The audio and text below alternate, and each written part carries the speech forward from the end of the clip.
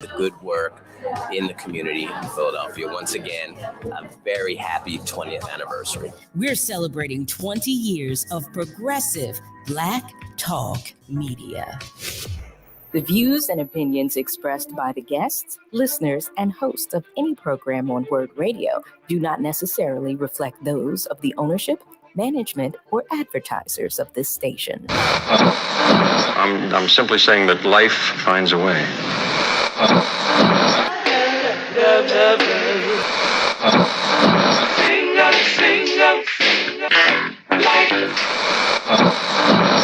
right, people, write something on the board. Let's spell it. First letter. L O G. What's that? What? It's time. It's time to have real, honest, open, difficult, and inspiring conversations. It's time for Love and Life on WURD, Progressive Black Talk Media.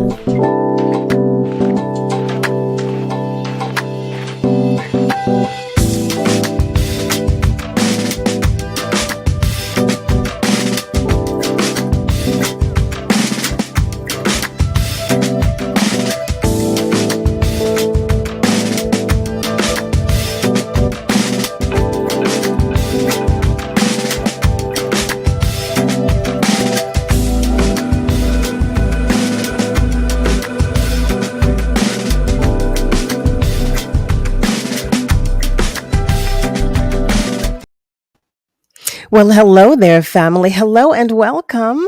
Welcome to Love and Life right here on WURD, Progressive Black Talk Media, on air and online at wordradio.com. I am your host, Carol Riddick, and I am joined by the one and only Miss Kayla J.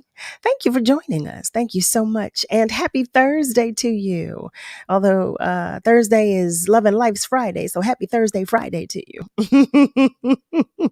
Family, how you doing? How was your week? You know I like to check in. You know we do that here on Love and Life. You know that I do that with you. I want to know how life is with and for you. So let me know. Let me know what's going on. And you can do that by sending me a message in our socials. You can say, hey, you can keep me posted, fill me in, all that good stuff. Or you can call me. You can call me by dialing 215-634-8065, or you can call me toll free at 1-866-361-0900.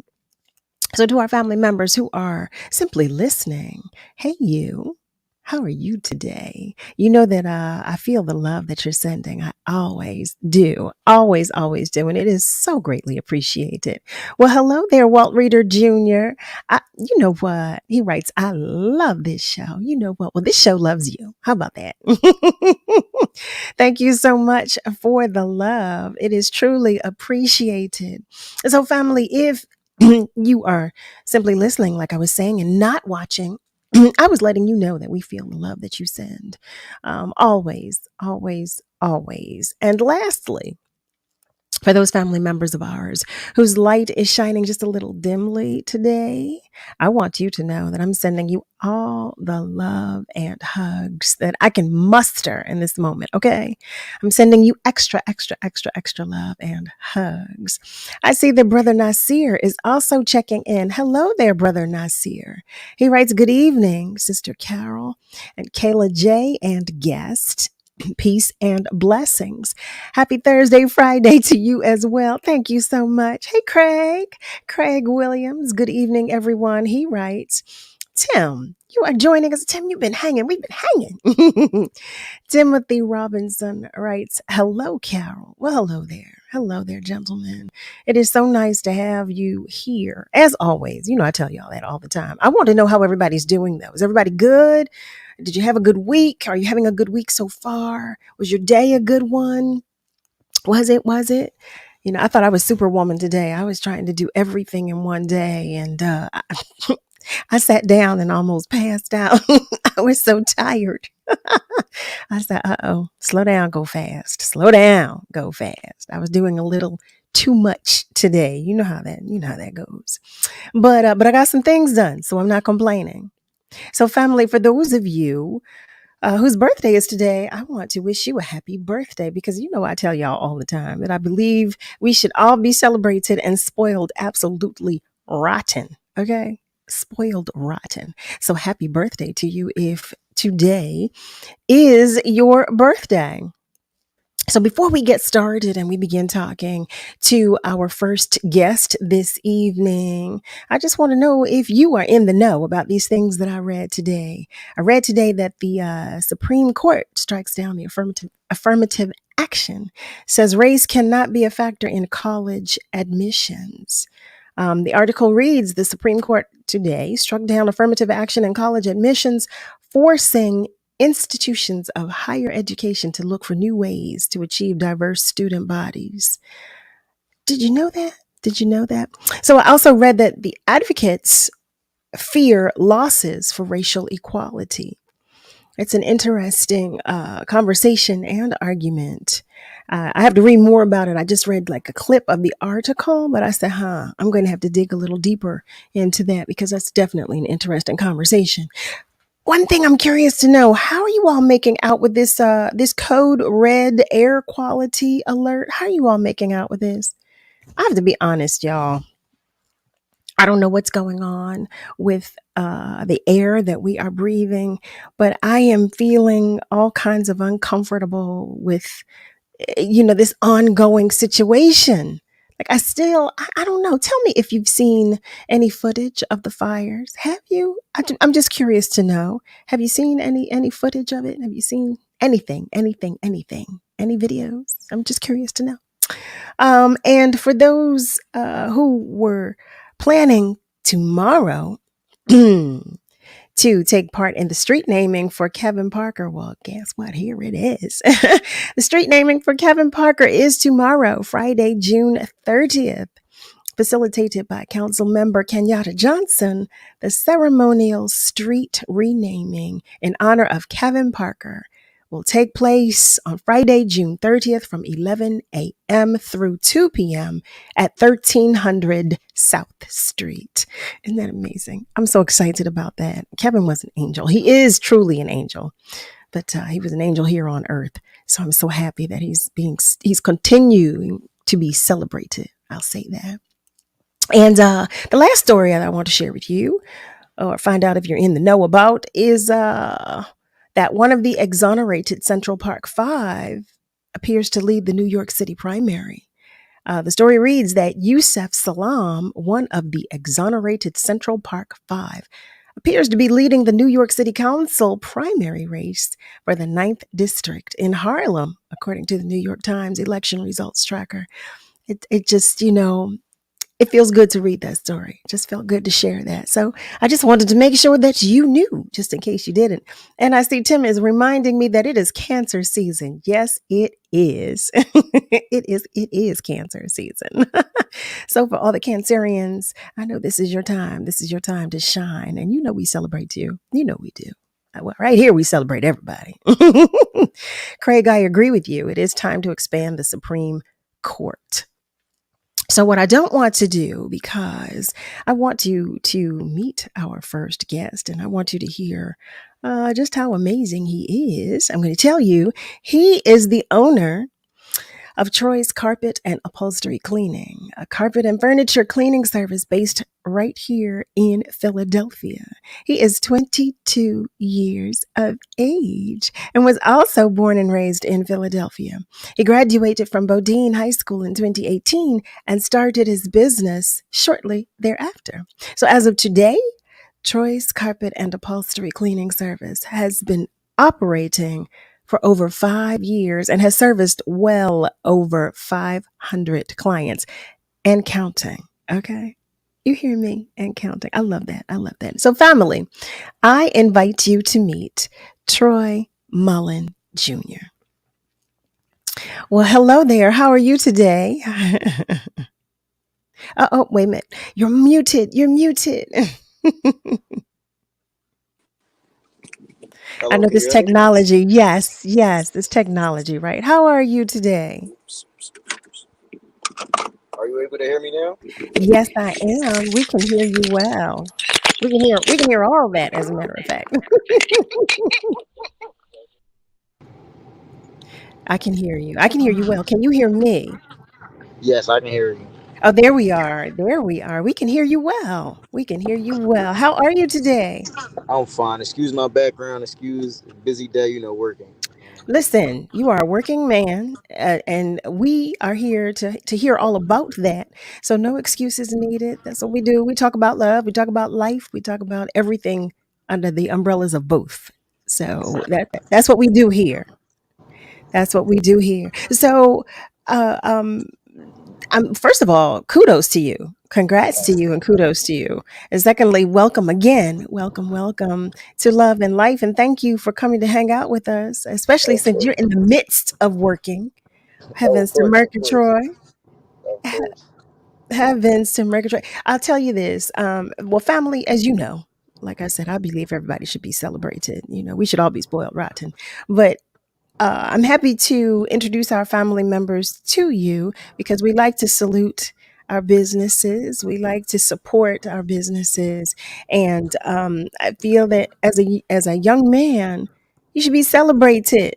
I Um, appreciate me- that. I mean, heavens! It just feels good to share a feel good story. I'll say that I a feel good appreciate that. story. So let me ask. Did you always want to start your own business? And if not, what inspired you to do so?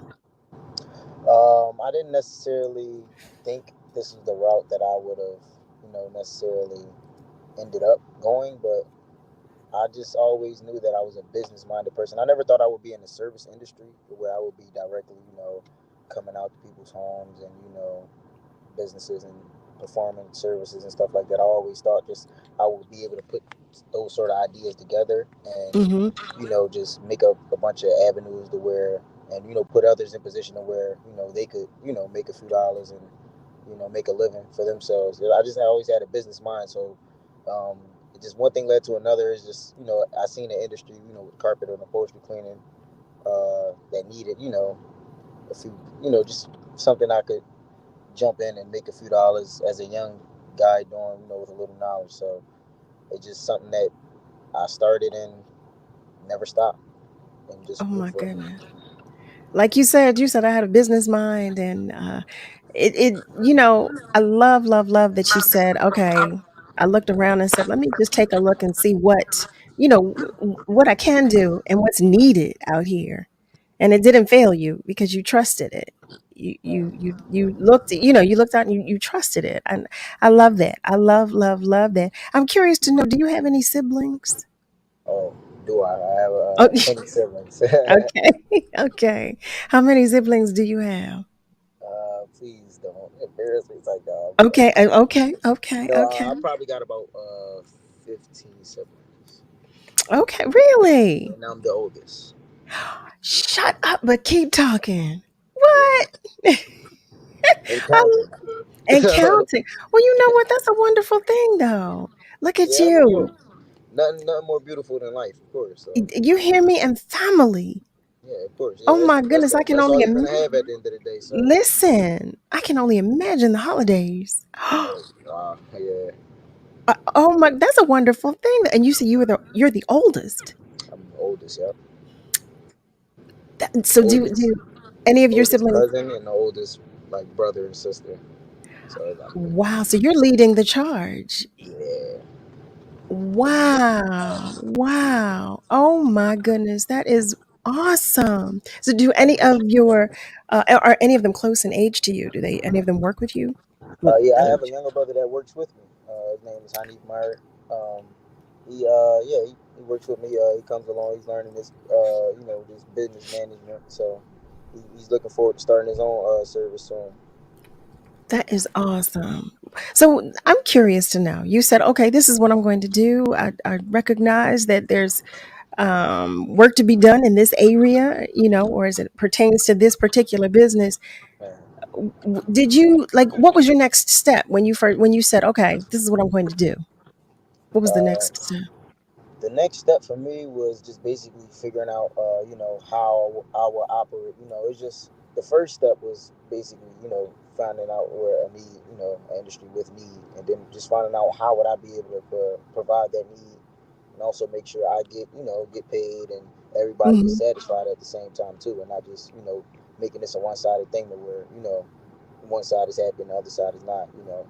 Being if I'm just not doing work quality good enough to where is worth paying for. You get what I'm saying? So Hmm. that was Hmm. basically the first challenge, being able to get equipment that I can produce good quality work, and transportation. So once the next step was figuring out those sort of challenges and being able to, but then being young, Hmm. so That was, yep. it's not like I can just go finance a car. I started this at 17 years old. I couldn't go finance it, a vehicle, or get business credit or any sort of loan. I took just a few dollars that I got for the holidays, and instead of buying gifts and shoes and clothes and stuff I normally would have bought, I bought an extractor, and so I just Wait a went from minute. there. Wait a minute. Family. I don't know if you just heard what this man said. First of all, if you've just joined us, you're tuned in to Love and Life on WURD, Progressive Black Talk Media, on air and online at wordradio.com. That's WURDradio.com. We are celebrating one of our businesses. We are celebrating Troy Mullen Jr. and Troy's Carpet and Upholstery Cleaning. So Troy is explaining that at the age of 17, he said, well, instead of, going to buy some clothes and shoes and doing something else with my money, he said, I went and bought an extractor. That was what you call it. It is, right? An That's extractor. exactly what's called an I extractor. don't know what that is. Yeah, I don't know what that is. right, of course. But but of course, I understand that it has to do with the business. Um, but at 17, first of all, I just wanted to share some of this love that you're getting on our socials. Our family members are saluting you as well and are saying hello. Miss Julie writes, I appreciate congratulations, it. Troy Mullen. Top of the charts. Top of the charts. And I want to say hello to Eric. Eric Deloach, who's checking in. Um, and Deetra, hi there, Dr. Deetra Johnson, who's sending some love our way. Miss Lucy Lou, who responded to one of the stories I shared, writes, good evening, everyone. My brother is in Vancouver right now, and he said the air is crystal clear. He asked several people there in Canada, and they don't know anything about the fires. That's really weird, right? Miss Lucy Lou, it is weird to me. It is very weird. As I mix apples with oranges, for those of you who are just joining us, I was sharing and finding out, asking you if you know about the stories that are in the news. And this whole air quality thing has me so uneasy right now. Nico shares peace and love tribe. The air quality is really bad in the DMV as well. I'm trying to tell you. I don't know, y'all. I don't want to say what I think. I don't want to say it because I don't want you to say, Carol, you have gone bat crap crazy. But I do. I do not like this. Ms. Lily writes, good evening, Carol, Kayla J, special guest and word family. Happy Friday, Junior. Oh, I like that, Ms. Lily. Yeah, I like that. I like that. Hey there, cuz. My cousin is listening from the ATL. Thank you for joining us. So, family, we are saluting Troy Mullen Jr. He is the owner of Troy's Carpet and Upholstery Cleaning service that he started when he was 17 years old. Here he is, 22. Are you 22 now? Yep, Are you 22? 22 Yes. years old now. Here he is, 22 years of age, and he is working his company. So, you know what we like to do here on Love and Life? We like to celebrate our own. We like to salute our own. And we like to make sure what our family members are doing. So he also shared that one of his younger siblings works with him, which I think that's so awesome. I think was Now I'm curious to know, did he just have an interest because this was something that you were doing, or was he interested in learning a business? Like, was he just, or did you say, come on, I'm going to put It's you to work? it was both. just like it's a combination of all the three things you mentioned. You know, he was interested in what I was doing business wise, and you know, I was making a few dollars, so you know, of course, he would want to join his brother in with that. And then you know, it's a thing where we just as an older brother, I wanted to set a positive example. You know, to where I just show my brother that as men, we got to get up and work. You know, we ain't I have love that. much laid out for us, so we got to pick up the pieces and do what we got to do. You know what I'm saying? We can't I really just sit love around that.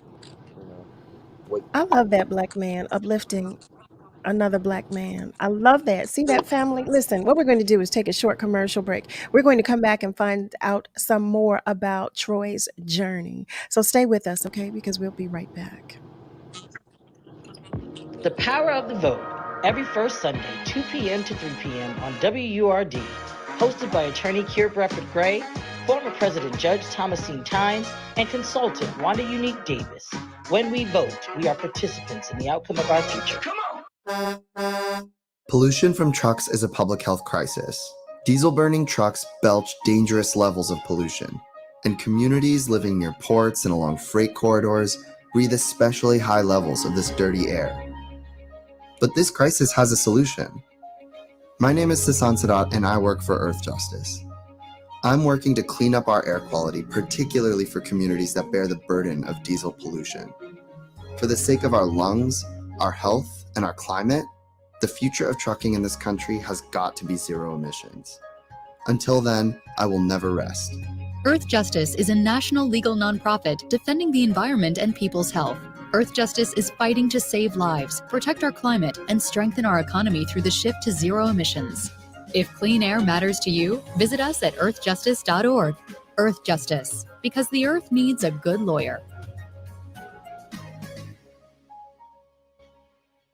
When it comes to making plans, you are the best. What about those round trips, which are perfect on your way there and perfect on your way back? Or those meetings with friends, surprise parties, camps, birthdays? The same way you plan for the important moments, start planning to protect you and your loved ones from a natural disaster. Sign up for local weather and emergency alerts. Prepare an emergency kit and make a family communications plan. Get started at ready.gov/plan. Brought to you by FEMA and the Ad Council. A lot of times I've reached my hand out to younger people in the gay community that just didn't have nobody to help them out, and they were down and out. Did you know that the roots of the Pride movement lie in a historic riot? In the early morning of June 28, 1969, the Stonewall Inn, a renowned gay bar in New York City, was raided by the police. This incident sparked a series of events that led to the emergence of key figures in the LGBTQ Pride movement, one of whom was the remarkable Marsha P. Johnson. Marsha P. Johnson was born on August 24, 1945 in Elizabeth, New Jersey. She was an extraordinary activist, performer, and self-identified drag queen. The P in her name stood for Pay It No Mind, a motto that reflected her advocacy for living authentically.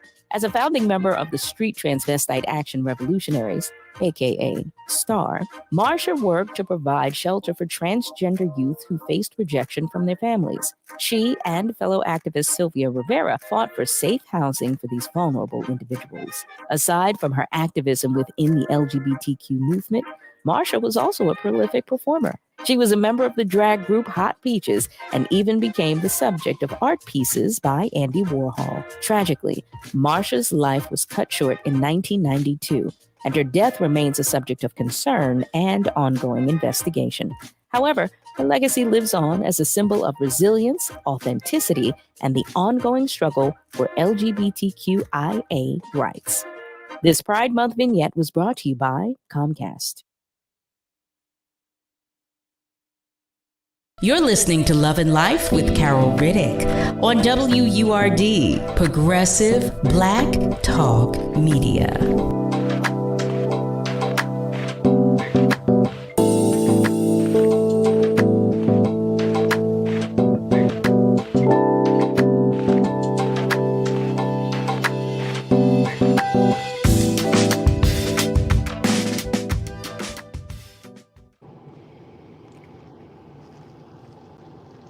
Hey there, family. Welcome back. You are tuned in to Love and Life on WURD, Progressive Black Talk Media, on air and online at wordradio.com.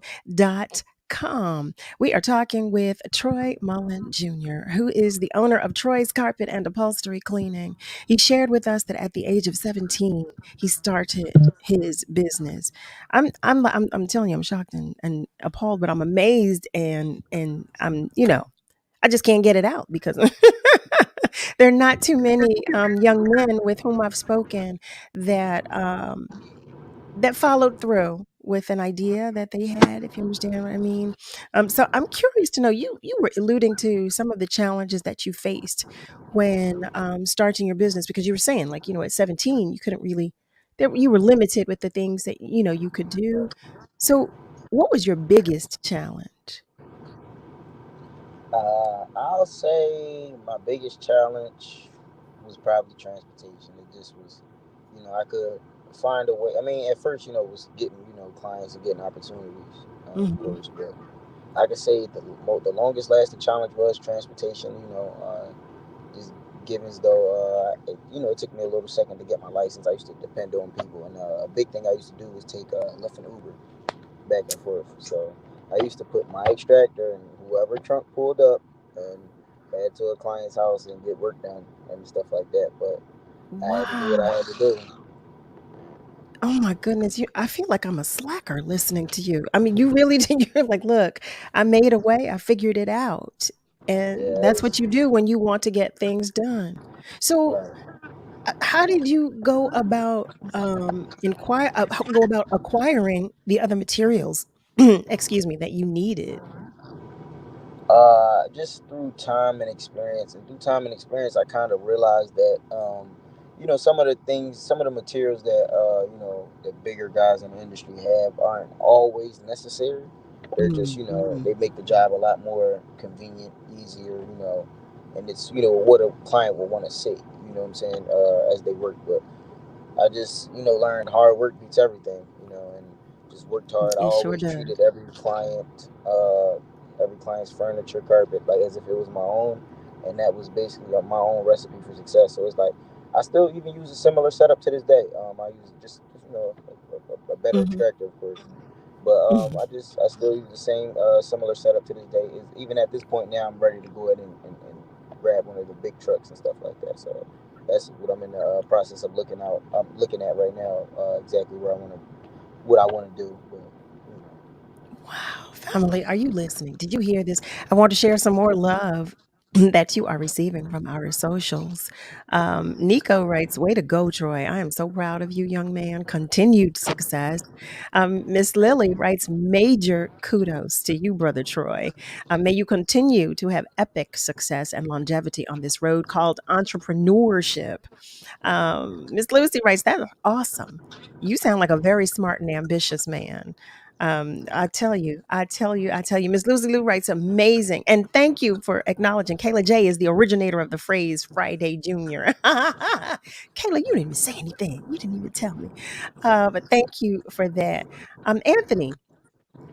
Anthony writes, hey there, Carol, Word Family. Kayla, Troy, congratulations on your business. I wish you good luck, my friend. And he is saying that he wants all of us to have a good weekend and to be safe out here. Yeah, Tim is saying everybody needs to hear your story. So I hope you are feeling all of this love that you are receiving here from our family members, because everybody is certainly.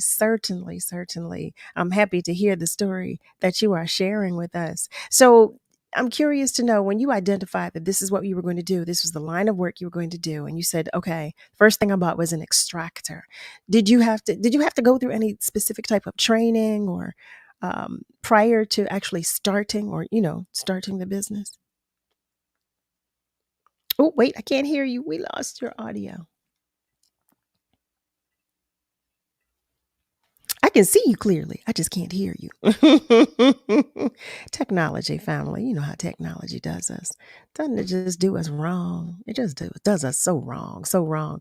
But if you have just joined us, you are tuned in to Love and Life right here on WURD, Progressive Black Talk Media, on air and online at wordradio.com. We are talking with our first guest this evening, Troy Mullen Jr., owner of Troy's Carpet and Upholstery Cleaning. And I was just asking Troy some questions. Just asking some questions. No, no. Listen, technology. You don't ever have to apologize for that because we we have all kinds of technical difficulties all the time. And look, this is life, right? We keep it pushing, like you said. We just keep it pushing. So I'm curious to know if you had to go through any specific type of training. I didn't necessarily. I'm basically self-taught. You could say I'm getting just sharpened up in the industry now because I met someone where I could trust their advice and their guidance.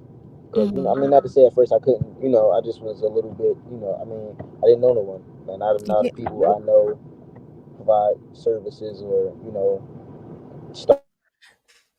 That's real talk, though. That's a true statement. That's real talk. You don't always know who you can trust, and you can't trust everybody, So that's real talk.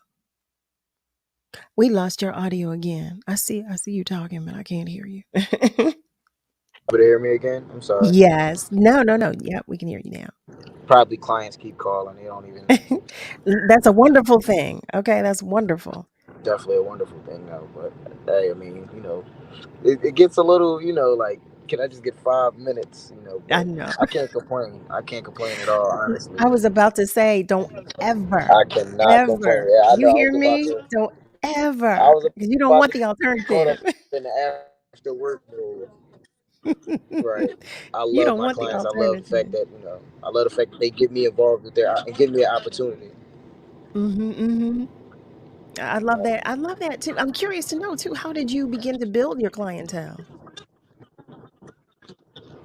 I mean, it honestly, if we being honest, it built off just people respecting what I was doing as a young man and showing me love and giving me opportunities to improve and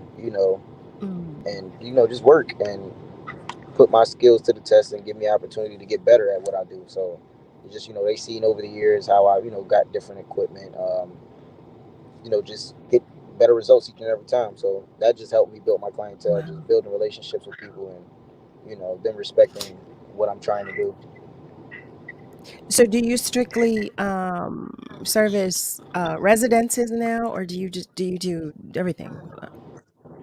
I do everything. Actually, right now I'm leaving the H&R Block. We just had a flood. I was working to help restore it. Just extracted the entire building. But I do a little bit of both. I've done schools. I've done I've done restaurants. I've done a lot. But I mainly do residential work.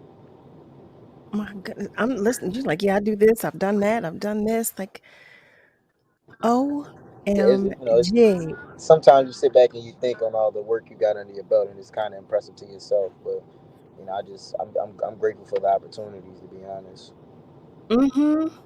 And it sounds like they're going to continue to come, which is what we hope. Which is truly what we hope. So, what would you say separates your business from other businesses that are similar to yours? I could say one thing we do is we put ourselves in the client's shoes. You know what I'm saying?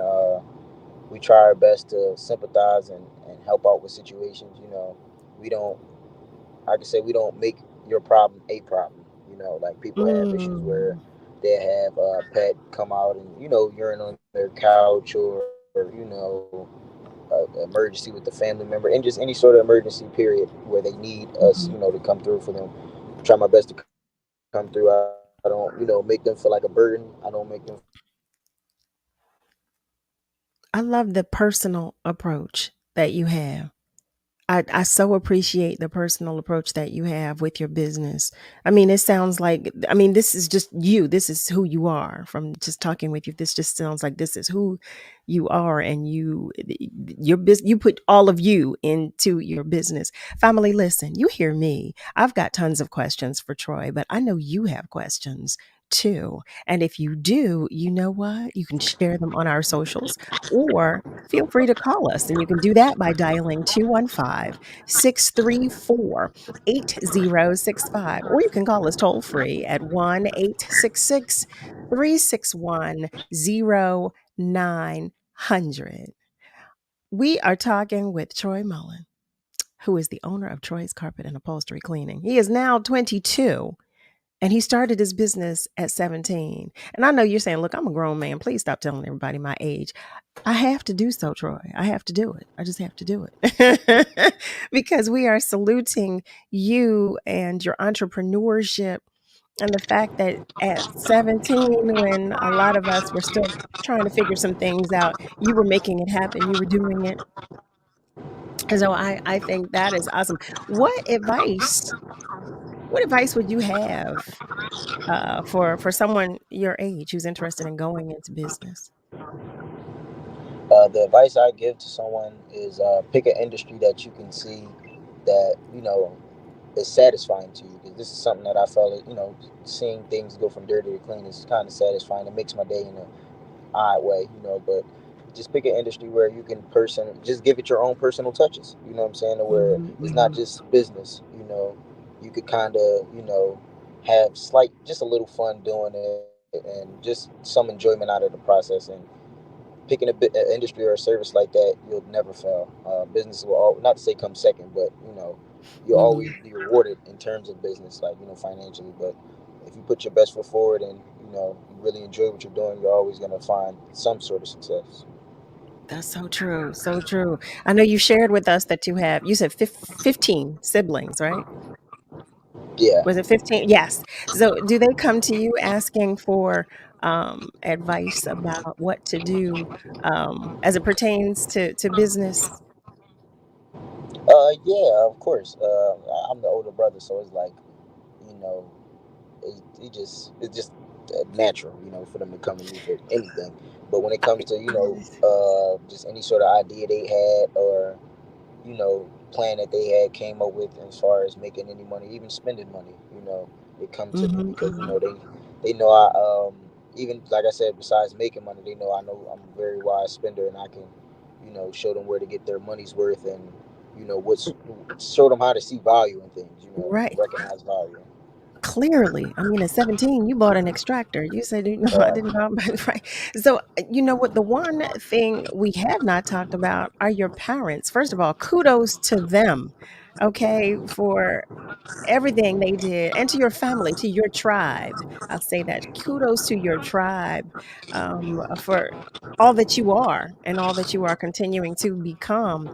Family, what we're going to do right now is we're going to take a short break. But when we come back, I want to know all about your tribe. I want to know all about the support that you receive from your tribe and how they've helped you to get where you are and how they're contributing to where you plan to go from here. But again, if you have just joined us, family, you are tuned in to Love and Life right here on WURD, Progressive Black Talk Media, on air and online at wordradio.com. And you know I'm going to say it just because I like to do so. That's WURDradio.com. Give us a call, 215-634-8065, or call us toll free at 1-866-361-0900. And I've already told you, that you can share your comments or questions on our socials as well. But whatever you do, excuse me, I don't know what's going on in my throat tonight. Whatever you do, stay with us though, because we're going to take a short commercial break. When we come back, we'll go to our socials, we'll go to the phone lines, and we're going to find all about Troy's tribe. Stay with us. We'll be right back. Hey, did you feel that? Feel what? Feels like a wave just hit me. I think something's happening at WURD Radio. Are you ready? WURD Radio's rocking the boat and bringing you new programming. Beginning Monday, June 26th, check out some of your old favorites and new additions in new time slots. New position, new Morning Drive begins with The Source with Andrea Lawful Sanders, Monday through Friday from 5 a.m. to 7 a.m., followed by Wake Up with Word with Solomon Jones, Monday through Friday, 7 a.m. to 10 a.m. Get your news and entertainment from Reality Check with Tanya Pendleton, Monday through Thursday, 10 a.m. to 1 p.m. Keeping it real with Reverend Al Sharpton returns to the middays, Monday through Thursday, 1 p.m. to 4 p.m. Your drive time remains enlightened by Evening Words with Nick Taliaferro, Monday through Thursday, 4 p.m. to 7 p.m. And grab a nightcap from Love and Life with Carol Riddick, Monday through Thursday, 7 p.m. to 9 p.m. Listen on air and online at wordradio.com. Word Radio, celebrating 20 years of progressive Black talk media. Remember the last time your family visited the forest? It's a place of wonder and imagination for the whole family, where stories come to life, and it's closer than you think. Ready to plan your next visit? Make the forest part of your story today at a local park near you, or find one at discovertheforest.org. Brought to you by the United States Forest Service and the Ad Council. Start your mornings off right with Word. Tune in to Wake Up with Word, hosted by award-winning journalist Solomon Jones, every weekday morning from 7 a.m. to 10 a.m. This morning show is filled with news, entertainment, dialogue, debates, and hot topics. Tune in to Wake Up with Word, hosted by Solomon Jones, every weekday morning from 7 a.m. to 10 a.m. Only on WURD, Progressive Black Talk Media. Word family, it's that time again. Our special early bird membership drive. Hi, I'm Sarah Lomax, Word president and CEO. We need your support now more than ever, especially this year when we're celebrating our 20th anniversary. For the last 2 decades, WURD has been the only place in Philly where our people can speak and be heard in their own voice every day, all day long. Your membership support has allowed us to expand our programming, deepen our community engagement, and provide culturally relevant information across all of our platforms, on air, online, on social media, and through community outreach events. If you're not a Forward member yet, please join or renew today at the discounted rate of $75. Visit us at wordradio.com/earlybird. Thanks so much.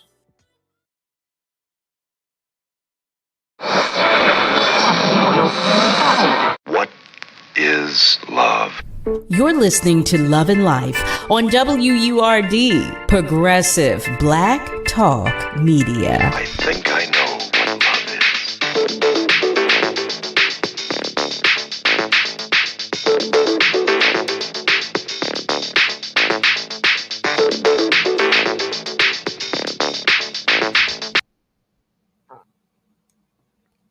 Hey there, family. Welcome back. You're tuned in to Love and Life on WURD, Progressive Black Talk Media. We are talking with Troy Mullen Jr. You making up words. You hear me? Troy Mullen Jr., the owner of Troy's Carpet and Upholstery Cleaning. As I stated before the break, I said when we come back, we're going to go to our socials to see what you have to say and what questions you have. Miss Lily asks, well, she writes, major kudos to Troy's parents and his village supporters. Yes, I sincerely love that Troy also stated he is financially savvy. He did say that. Yes, he did. She asks, was the carpet business your initial passion of work? No, I wouldn't say my initial passion. It's just something I came across. Interesting. So, well, you know what? I do want to let our family members know all of the services that you provide. Can you tell us that? What are all of the services that your company provides? We provide carpet, upholstery, and mattress cleaning. Carpet cleaning, which just includes just your standard bedroom, living room, hallway, and stair cleanings, and any other areas just to carpet it. We also clean area rugs. We do, as far as upholstery, we do just the standard sofas, couches, sectionals and stuff like that. Mm-hmm. And do you service what areas do you service? The All throughout tri-state, Philadelphia, Georgia? Okay. Philadelphia, and also surrounding areas. Basically, anything within a 20-30 mile radius, we could probably get to. Okay. Okay. I love it. I love that. So, okay, please, because like I said, we have not talked about your tribe, about your family, and the support that you've received from them. And now I'm just assuming, because I don't know. So I'm asking you, what kind of support? Well, can you talk with us? How about that? Can you talk with us about the support that you I receive would from like to your talk family? about it. I would like to talk about it because, it just kind of just a message to anybody, any, hopefully somebody young is listening, and in the same situation I was in back then. But I just, I want to tell them, like, even if you don't have any support, no one believes in you, or no one wants to, give you the start that you need, don't worry about it. You can do it your own. Anything you want, you can have. It just it's gonna be easier for some others than it's gonna be easy for some than others, because some people have assistance, some people got and some people got to start from the ground up. And I kind of happened to start from the ground up. I didn't really have many people buying into any idea that I put out. I mean, I'm not really that close with my family, to be honest. Mm-hmm. Um, but and I just wanted to say that to say to the people that aren't, they don't have that sort of support. Like I said, just don't make that it. Don't let that stop you. You know what I'm saying? You'll eventually get that support. The support that I was hoping to get from family members and stuff like that. I got that from clients, and it means a Mm-hmm. ton. You know what I'm saying? Mm-hmm. Uh, Mm-hmm. Miss Lomax, she has me here. Is that's all the support I could ask for. I Well, we're don't, not to happy. say it like that, but you'll get the best support from people that you don't know. No, let me tell you something. That's a whole word right there, what you just said. I don't want you to feel like anything that you are saying or have said is like looked upon as unfavorable. It's truth, it's real, and it's honest. And that's what we do here. Look, I tell the family all the time, they know all my business, but I'm very transparent, and it is what it is. That's the bottom line. It But is don't get it what it wrong is. though. I do have a few family members that has definitely supported any move I made, Mm-hmm. and I don't want to discredit anything they've done, and I appreciate them. You know what I'm saying? Mm-hmm. But Mm-hmm. it just been a little bit harder for me. That's all I wanted to say. I didn't just get the hit her here or something. No, we received that. We received that. We weren't thinking that you were, condemning all of your family. Like, no, we weren't thinking that. I wasn't thinking that. I wasn't thinking that at all. But I so appreciate your candor and your honesty and your vulnerability. I mean that says a lot. It speaks a lot about who you are as a human being, who you are as a man, who you are as a person. And like you said, don't ever have to worry about that when you're pursuing your dream, when you're an entrepreneur, that you don't have to worry about that. You stay focused and you stay the course. And that's important, and it is important, and I'm glad that you shared that. And you, like you said, you have a tribe now, and you do here. You already know you do here. You've heard all of the love that I've shared with you, that our family members are sending on our socials. All of our family members are supporting as well. I want to remind you, family, the name of Troy's business is Troy's Carpet and Upholstery Cleaning. He is here talking with us about being an entrepreneur, being a young entrepreneur at that. And he shared some of the challenges that he had in the beginning and how he overcame them. I cannot explain to you just how inspired I feel talking with you. You said, look, at 17, I bought an extractor. I didn't, I wasn't driving, so I got in an Uber, but I handled my business. The bottom line is that you stayed the course and you didn't give up.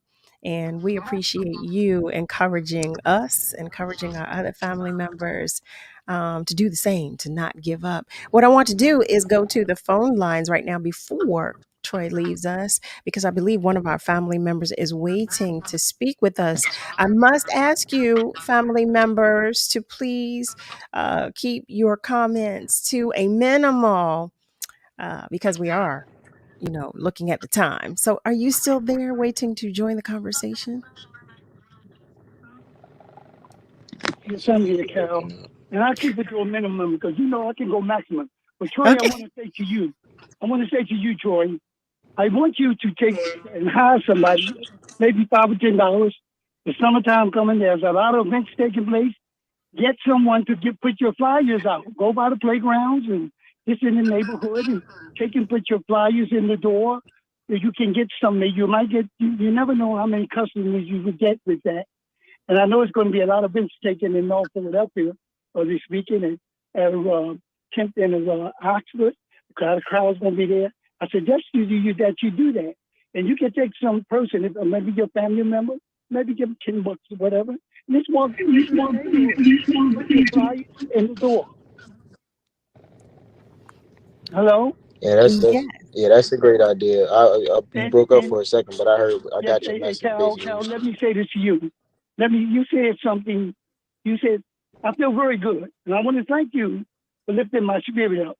People are evil and devious. They're evil and devious, beloved, because they don't want to see you be successful. I've been waiting on the phone for quite some time. I don't mind waiting. I call all the time. But a lot of times, the people don't tap into your callers. Now they can take it any way they want. Once you are moving the way you are moving, beloved, people will do devious things. I don't know. That's why I'm saying people. I don't know any person would do such a thing, but I know that take place. But I want you to do that, sir. Take and get someone to take your little flyers and walk up and down the street, and they can just say to them if you want to speak to you after reading the flyer, you do that. You have to be able to know how to market your business, something like that. And a lot of business have done that through the years. So I wish you all the luck and continue, because you're in the zone now, sir. You're operating in the empowerment zone. And Dr. King said, if you build a mousetrap and you build it good, the road will be the pathway to your door. And that is a service that you're giving that people really can use, because they can really use it. So maybe you want to do that. I wish you all not the luck. Remember, your faith is in your hands. And it's not going to be easy. And then again, it's not going to be hard. You got to be very creative in promoting your business. And I thank Carol and thank the station for bringing you on, because it's all about business. We can't talk about supporting the business, and this is not a negative, unless we actually put our words and our energy with it. Matter of fact, try going around your recreation centers and asking people to use it. Just walk up and give them the flyers. They got an event tomorrow on South Street. Maybe you could do it down there and just give your flyers out. Those are good ideas, Ron. No, Thank you. Ron, thank you so much for always sharing positivity. Thank you so much. Miss Lily writes, Troy, and I second this. She writes, I deeply appreciate Troy's realistic transparency. He is an inspiration to the young and the old. I just really feel like thank you for saying that, Miss Lily, because I so feel the same way. I truly, truly do. I can't thank you enough for just coming to spend some time with us. I know, look, when you got on the phone, you're like, look, clients are calling and I'm glad they're calling, and we don't want to hold you from them because we want you to get all the business that you can. The name of Troy's company is Troy's Carpet and Upholstery Cleaning. Troy, what's the number to call? 267-778-7100. All right. Also, if you would like to, you could also follow our Instagram social media page. It's at Troy's Carpet Cleaning. Just Troy's Carpet Cleaning. You could view it. It has a white logo as the profile picture. The page is open. You can see we have hundreds of photos of our work over there. So if you would like to just see some of the things we've done, and and you're also able to book through the Instagram. There's a website in the bio. So nice. Check us out. Okay. And do you before you go, because I know you have to do so, do you do wood flooring as well, or is it just carpet and upholstery? We're working into it. I got basically, even it's another person I wanted to mention while I was on the air. His name is Ray. I appreciate him. He has his carpet cleaning service. It's called Clean Air Carpet Cleaning. I basically just partnered with him, in any task that I can't oversee to get done. He's like a big brother to me. So, I oversee, I let big brother get it done, and assist me in it. So if you do need wood flooring, I can definitely refer you to someone. So look at this expansion. I love Yeah, it, Troy. I love it. I networking, love it. Yeah, that's what networking I'm is talking. Yes, but that's expansion too. beautiful. Because you listen, we see you Yep. growing. We see that you'll be growing. When you come back, you'll say, "Yeah, well, I do this, and all of that." So, I love it. I love it. Love it. Before you go, Troy, Miss Lola shares, "Hello, word, Carol, Kayla, that she's listening. She loves to see a wonderful young Black man doing his thing. God will continue to cover you because you are walking in the light. Stay safe." Thank So, you. Troy, take all of that love with you. You hear me? Because you got all this love here from I your will. tribe at WURD. I'll be calling you. I will definitely. I'm gonna call you because I got to get my carpets clean too. So Well, I'll I be will be waiting, and I calling you. appreciate it. I appreciate the opportunity, and I'll be ready. Absolutely. Thank you so much, family. Listen, if you've just joined us, welcome, welcome. We always welcome you. You are tuned in to Love and Life on WURD, Progressive Black Talk Media, on air and online at wordradio.com. We are going to take just a short commercial break, and when we come back, it's Thursdays with Dr. Z. So stay with us because we'll be right back. Tune in every Saturday at 4 p.m. for the Did You Know Show with host Bryant Green, right here on WURD 96.1 FM and 900 AM. The job search can be a difficult and frustrating process. WURD's Livelihood Initiative was designed to help you find the right opportunity for your next professional move. Check out these recent openings posted on the Livelihood job board at wordworks.com. Brown ShopRite and Fresh Grocer are hiring cashiers at multiple locations, and Her Foods are hiring truck drivers, various warehouse shift laborers, and a sales representative. For more information on these jobs and many others, go to wordworks.com and learn more about the Livelihood Initiative, brought to you by WURD Radio, Progressive Black Talk Media. In honor of Black Music Month and the 50th anniversary of hip hop, this is Black Academics. Could you please state your full name for the record? It's Tupac Amaru Shakur. How do you define rap? That's just what it is, poetry. To me, it's storytelling, poetry. Even iambic pentameter is rap. To fully appreciate the journey of hip hop, it's important to understand its roots. In the 1960s and 70s, the artistic soil in America was fertile, and the Black arts movement planted the seed that gave birth to hip hop. Author and poet Amiri Baraka is credited as the father of the Black arts movement when he established the Black Arts Repertory Theater in 1965. The movement consisted of poets, writers, thespians, musicians, and visual artists creating work that represented Black pride in our history and culture. According to blackpast.org, this emphasis was an affirmation of the autonomy of Black artists to create Black art for Black people as a means to awaken Black consciousness and achieve liberation. The neo-soul movement of the mid-1990s and mid-2000s captured the essence of the Black arts movement in cadence and content. Artists like Common, Yassine Bey, formerly Mos Def, Erykah Badu, Jill Scott, and The Roots, along with films like Love Jones, made poetry, Black consciousness, and Black pride cool like that. Listen to the sounds of both movements and how they inspired other hip-hop artists. What to say to you now in the soft afternoon air as you hold us all in a single day. Dizzy and Sonia, heaven and miles between my thighs. They say home is where the hate is, my dome is where fate is. I stroll where souls get lost like Vegas, seen through the eyes of rebel glasses.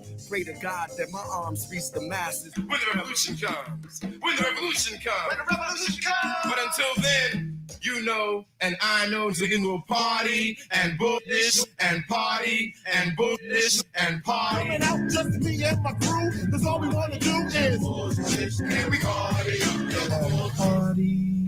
Some might even die before the revolution comes. This Black Music Month vignette was brought to you by the Pennsylvania Lottery, Keystone First, and Bank of America. Celebrating 20 years of progressive Black talk media. This is WURD 900 AM and 96.1 FM, Philadelphia. Streaming online at wordradio.com and the WURD Radio app. This is your celebration. Hey, this is David W. Brown, former general manager of WURD. I'm proud to say and Temple University. Want to wish WURD a happy 20th anniversary. I'm Delilah Wilson-Scott with Comcast, and I want to wish WURD a happy 20th anniversary. Thank you for celebrating 20 years of Black excellence, Black culture, Black legacy, and providing a forum so we can discuss the issues that we care about. I'm Dylan Lewis from WURD Radio, and I want to wish WURD a happy 20th anniversary. Hi, I'm Ken Anderson from the Chamber of Commerce for Greater Philadelphia, and I just want to wish WURD a happy 20th anniversary. Thank you for all that you do in this community. You are one of the anchors that make us who we are, and that is the best. So I'm wishing you happy 20th and many, many more. We're celebrating 20 years of progressive Black talk media.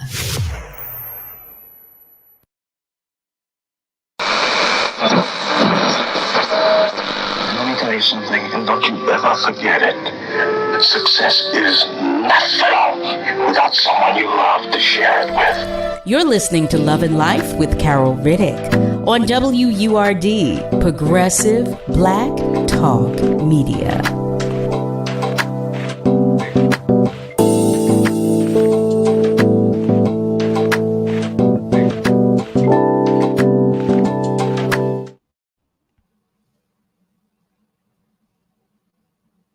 Family, welcome, welcome, welcome. Welcome back to the top of the second hour of Love and Life right here on WURD, Progressive Black Talk Media, on air and online at wordradio.com.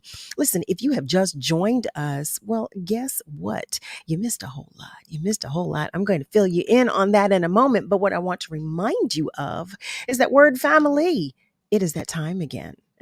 It's time for our special early bird membership drive. We need your support now more than ever, especially this year when we're celebrating our 20th anniversary. For 20 years, WURD has been the place where Black people can speak and be heard in their own voice every day, all day long. So if support from our members has allowed us to expand our programming and provide culturally relevant information across all of our platforms, on air, online, on social media, and through community outreach events. So if you are not a WURD member yet, please join or renew today at the discounted rate of $75.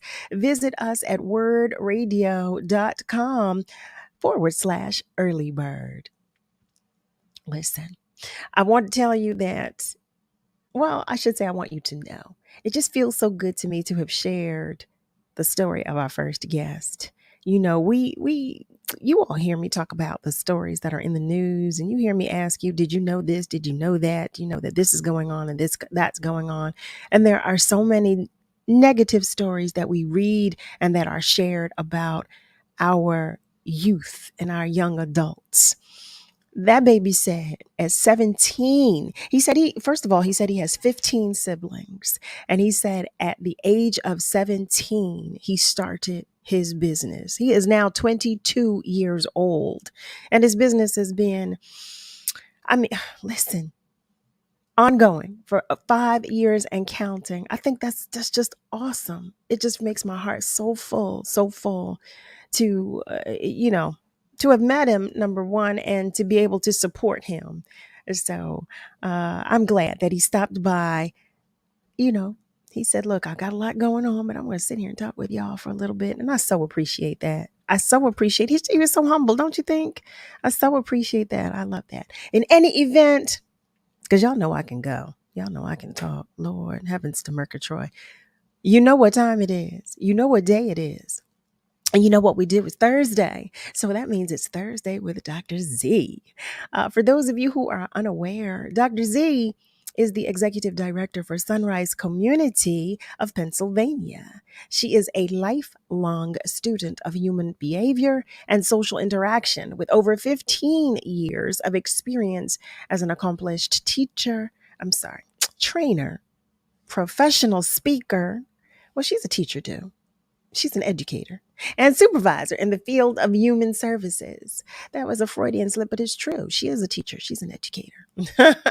Today, she's going to talk with us about the concept of unrequited love and how it can affect one's life, and also how people should navigate it in a healthy way. Ooh, oh, heavens to Murgatroyd family. If you are unfamiliar, I invite you to meet Dr. Zenida Driver. Hey there, Dr. Z. Hello, Carol. How are you doing today? I'm good. How are you?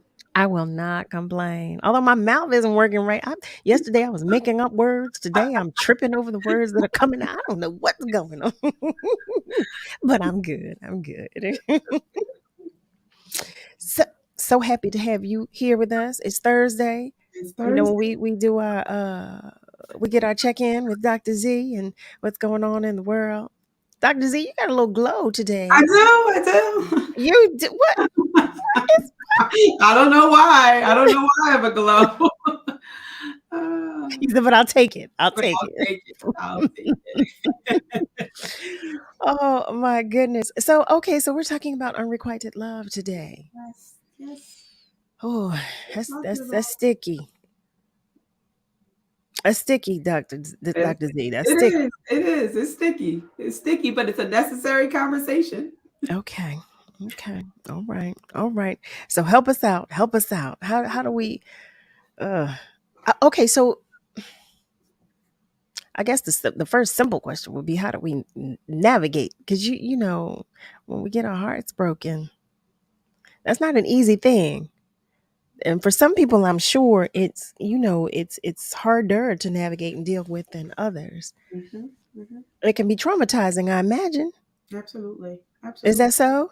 It is traumatizing. And I think even before we talk about the trauma that comes with breakups, it's really important for us to know what type of love that is. What does that look like? And first, one is understanding that it's a one-sided love. It's the love where someone feels like they're giving more of themselves in a relationship than they're giving back.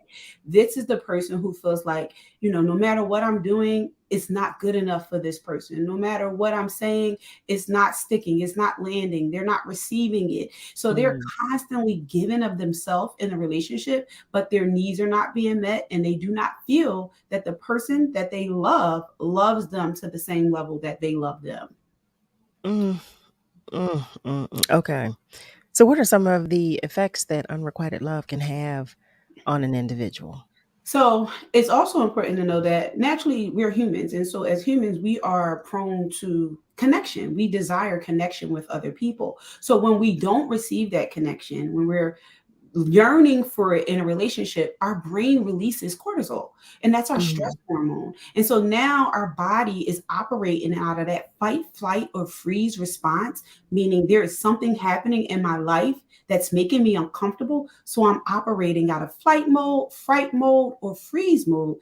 And in turn, it's causing me not to respond or react. It's causing me to react and not respond, meaning I'm doing more emotionally driven things than I am thinking it through before I do the thing. Okay, so that can be dangerous. That can be extremely dangerous. Most certainly. Oh my Lord. So do you have, you know what, I keep asking about clients. I know you teach a lot. And you're right. I am an educator at the phenomenal HBCU of Lincoln University. So you were right. You didn't say anything wrong. I was like, wait, but she is an educator. Wait, graduate program, and so you were right on the money. So I'm thinking, like, when we talk about extremes, when people, because okay, first of all, we're all human, we're all sensitive. And when we're talking about unrequited love, like I was saying, for some it can be more traumatizing than for others. Have you ever had an experience, a patient where that was like trying to deal or navigate and just couldn't get past it? Yeah, absolutely. Because what happens is, so even before we talk about them not being able to get past it, when we talk about counseling, we talk about how did we get here? And a lot of times people who find themselves in these type of relationships find themselves realizing that this person probably already lacked something that was necessary in the beginning of the relationship, there was a red flag or a yellow flag, but we still went into that relationship thinking that we can change this person or that it will get better. And then what happens is we get in the relationship and it doesn't get better. The person doesn't change. We're doing all the work, we're giving all the love, all the support, doing everything that we can to bring that person closer to us, to feel a sense of connection. They do not connect. Now we're feeling sad, we're feeling depressed, we're feeling anxious, and now essentially it doesn't work, whether we call it off or that person calls it off. And now I'm struggling feeling a sense of low self-esteem. I'm struggling asking myself constantly, what's wrong with me? Right? Why can't you love me? I'm giving you everything. Another part of this type of love happens when someone breaks up in a relationship, but that person still yearns what they once had that truly never exists. So they create this fantasy in their mind that if we get back in this relationship one more time and we try this, whatever the this is for them, it will change the relationship. But in most cases, it doesn't. That sounds like you're bordering along the maniacal train of thought at that point when it becomes like obsession toward obsession. Oh, that makes me sad.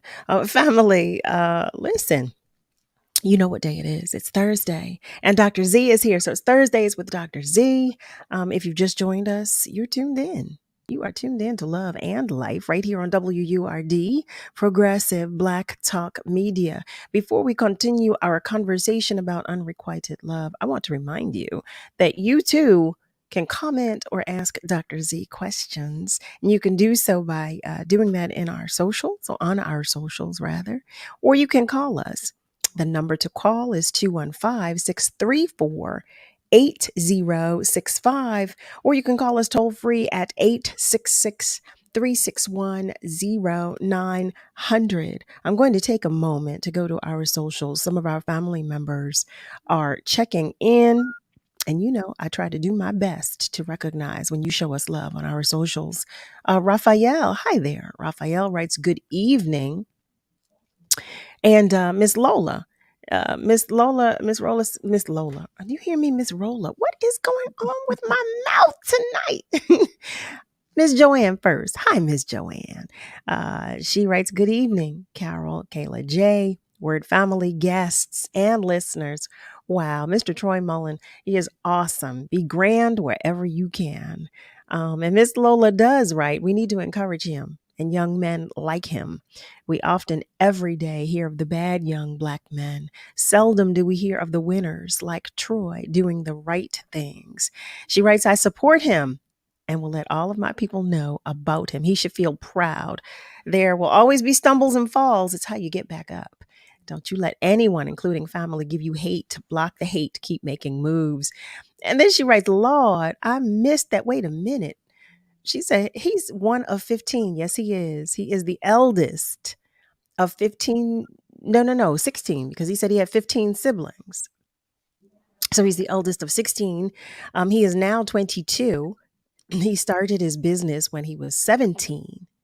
He said the first thing he bought was an extractor, and he went to business. And he said he had, he worked through the challenges that he had, one of which was that he didn't have a car. So he was Ubering. He said, yes, I did. He said, I took that extractor and I would put it right in the Uber and take it to my job. So when I say to you that it does my heart good to feel, to share the story about him and to share him with you all, our family members, it just feels so good. It feels so good. It really, really does. And I'm in total and full agreement with you, Miss Lola, about hearing so many negative stories about our young Black men that I just couldn't wait to salute him and celebrate him and to introduce him to you all. Miss Alicia Martin, she is commenting on what you just said, Dr. Z. She writes, Fave, you better preach. Okay. And Miss Melissa is checking in. I love the check-ins, family. You know I love it when you do. Miss Melissa Gamble writes, Melissa Gamble is here. I know that's right. I am here, accounted for and present. So today, we're talking about unrequited love. And Dr. Z is sharing she just shared some scenarios with us. And my heart goes out. It really, really does go out, because we've all had our hearts broken. We've all dealt with, well, I don't know about you, but I'll tell you, y'all know I tell you my business. I know I've been in the position where, I had feelings for someone and they just were not reciprocated. And it's not that easy when you feel like you are all in, you are there, and that person just doesn't have an interest. And that's when it becomes dangerous at that point, because you're kind of open and you're really vulnerable, and you're right, you don't really think straight, you don't think well. Right. If you don't get a grip on it, you could do something crazy. Praise God, I wasn't there. But I'm saying, thank you, God. Thank you, God. I wasn't there. But I can certainly understand how trying to navigate it and spiraling, I can understand that when you don't want to get a grip on your feelings, because like you said, you're still living in that moment. You're remembering maybe if there was a moment when the relationship was good, or whatever you fantasized about and made up, and you want to stay there. You want to feel that, because that feels good. Oh my goodness. So how do we do that in a healthy way? How do we get over somebody in a healthy way? What do we do? So first and foremost, we got to identify our patterns. A lot of times people who experience this type of love, if they look at their pattern of relationship, they'll notice that they've probably dated in a similar magnitude in the past. Their last relationship may have been like that.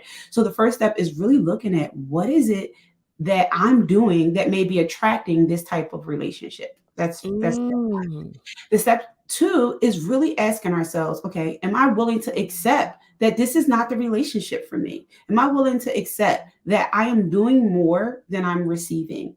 And then once I'm willing to accept it, you have to mourn the loss. You have to be okay with recognizing that there is more that I should obtain from a relationship. A lot of times what happens is we become so comfortable, we become complacent with being where we are, that we're saying, okay, it'll get better. Things will change and we'll do more to try to produce this change. But truth is, we can't change another person. So we have to allow ourselves time to really mourn the loss of that individual, and let that person go. And that is really one of the hardest things to do when we talk about helping clients. It's like, okay, you have to be ready to let go. And most people aren't ready to let go. The other thing we have to do is love ourselves more. Right? We have to love ourselves more. We have to know that we're worthy, that there is someone out there that can love us with the same intensity, with the same love that we actually get. It's reciprocity. It's give and take. And then pamper ourselves. A lot of times we're looking to receive things from other people that at some point we can do ourselves. So am I loving on myself? Am I pampering myself? Am I doing all the things that I need to do to ultimately help me feel better? But Carol, one of the things that I find extremely funny that people do when this relationship happens and then they break up is they stalk their social media. You can't stalk the social media. You can't. You got to let it go, right? You got to block the person. You can't go on the page and see what they were doing yesterday or what they were doing the day before. You have to do your best to cut off ties so that now you can understand that this is a loss. I have to grieve the loss, but I'm worthy of so much more. It must be the Scorpio in me, because I am the one that will cut that person off completely. Like, I unfollow, I block all communication. I'm that person. It's good. That's a good thing. I rip off the Band-Aid. I'm that person. Like, oh, okay. Okay. I will hurt over here. You won't know I will be over here. I am it's funny you say that, because then sometimes when people do that, they will cut it off and they'll say, oh, it's done. And I'm not looking back. But maybe you don't do this, Carol, but other people may say, okay, but I want to go back and get closure. I want to go back and find out what it is that I did wrong. And sometimes they'll say, I want to know what I did wrong so I can be better for someone else. It's not you being better for someone else. It's about, for whatever reason, this relationship did not work. And that person wasn't willing to love you back the way that you love them. Right. Oh, well, thank you again. God, thank you for small favors because I haven't had that conversation with myself. But again, like I said, it must be the Scorpio in me. I don't know. I rip off the Band-Aid completely. I'm like, oh no, oh, I'm hurt. I'm hurt. But I can't. I can no longer allow you access or the opportunity to hurt me anymore. So I know my friends. They laugh at me. They tease me. They'll say, "Oh, she'll block you in a minute." Yes, she will. Yes, she will, and she has. Family, listen, if you have just tuned in, you know where you are. And if you don't, I'm about to tell you. You are tuned in to Love and Life right here on WURD, Progressive Black Talk Media, on air and online at wordradio.com. And you know I'm going to say it just because I like to do so. That's WURDradio.com. We are talking with Dr. Z because it's Thursday. Thursdays with Dr. Z. You already know what we do here. What we're going to do right now, though, is take just a short break. And when we come back, we're going to continue this conversation. So stay with us because we will be right back. What is dedication? My daughter started making necklaces. She makes what we call affirmation fashion. I tell her every day that your black is beautiful. And if there's anything better than being beautiful, it's being smart. If there's anything better than being smart, it's being kind. And reaffirming that every day is our method of making sure her chin never drops. That's dedication. Visit fatherhood.gov to hear more. Brought to you by the U.S. Department of Health and Human Services and the Ad Council. Word family, it's that time again. Our special early bird membership drive. Hi, I'm Sarah Lomax, Word President and CEO. We need your support now more than ever, especially this year when we're celebrating our 20th anniversary. For the last 2 decades, WURD has been the only place in Philly where our people can speak and be heard in their own voice every day, all day long. Your membership support has allowed us to expand our programming, deepen our community engagement, and provide culturally relevant information across all of our platforms, on air, online, on social media, and through community outreach events. If you're not a Forward member yet, please join or renew today at the discounted rate of $75. Visit us at wordradio.com/earlybird. Thanks so much. Let's face it, life looks a little different. During these times, we're doing our best to keep our minds and bodies strong. And getting a flu shot helps us stay healthy, so we don't miss out on what matters, like having game night at home.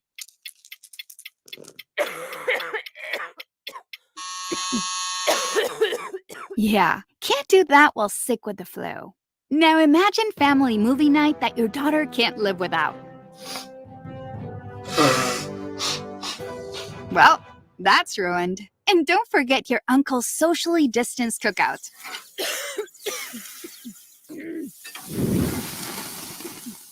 See, that's why it's important to be at our strongest.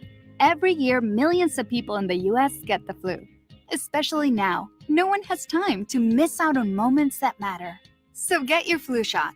Find out more at getmyflushot.org. Brought to you by the AMA, CDC, and the Ad Council. Why is Word important to the community? It's important that there's someone from the community that's authentically talking about the problems and all the steps that need to be taken to get to a better place. And it gives them a platform and an opportunity to share their expertise and love of the culture. And it's critically important that people have an opportunity to speak, and it's even more important that people have an opportunity to be heard.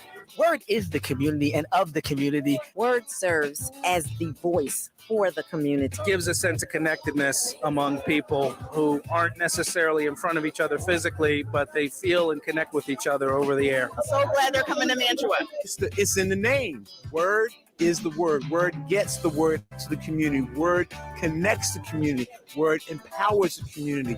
Word embraces the community. We are 20 years strong, giving voice to the community, and without the community, there will be no word. We are one and the same, and it is not a game. WURD. This vignette was brought to you by Keystone First and Temple University.